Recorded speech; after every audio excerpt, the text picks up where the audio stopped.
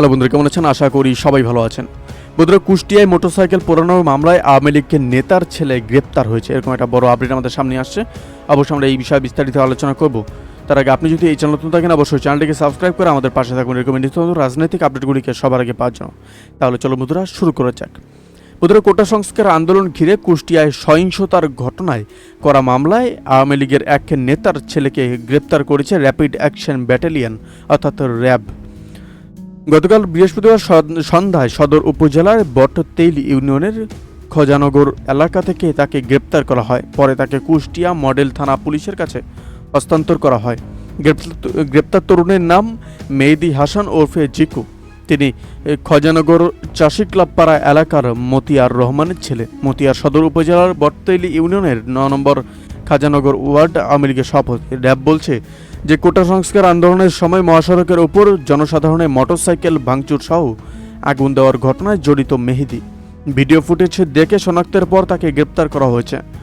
বাটাতেইল ইউনিয়নের আওয়ামী লীগের সাধারণ সম্পাদক মহিফুজুল ইসলাম ওই তরুণের বাবার পদবীর বিষয়টি প্রথম আলোকে নিশ্চিত করেছেন। তিনি বলেন যে মতিয়ার ৯ নম্বর ওয়ার্ড আওয়ামী লীগের সভাপতি শুনেছি তার ছেলেকে র্যাব ধরেছে, এর বেশি কিছু যায় না।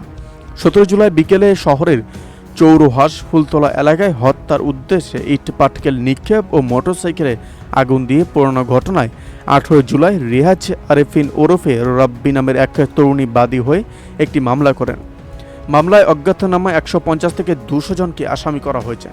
মামলায় ৩ জনকে গ্রেপ্তার করেছে পুলিশ। মামলা বাদী রেহাজ আরেফিন প্রথম আলোকে বলেন যে আমি ছাত্র, কোনো রাজনৈতিক দলের কোনো সংগঠনে নেই। ঘটনার দিন আমার মোটরসাইকেল ভাঙচুর করে পুড়িয়ে দেওয়া হয়েছিল। ঘটনার দিন বিকেলে কোটা আন্দোলনকারীদের সঙ্গে ৩ দফায় ছাত্রলীগের নেতাকর্মীদের পাল্টাপাল্টি দেওয়ার ঘটনা ঘটে। এক পর্যায়ে ছাত্রলীগের ফেলে যাওয়া ৭টি মোটরসাইকেল ভাঙচুর করেন কোটা আন্দোলনকারীরা। স্থানীয় লোকজন তাতে আগুন ধরিয়ে দেন।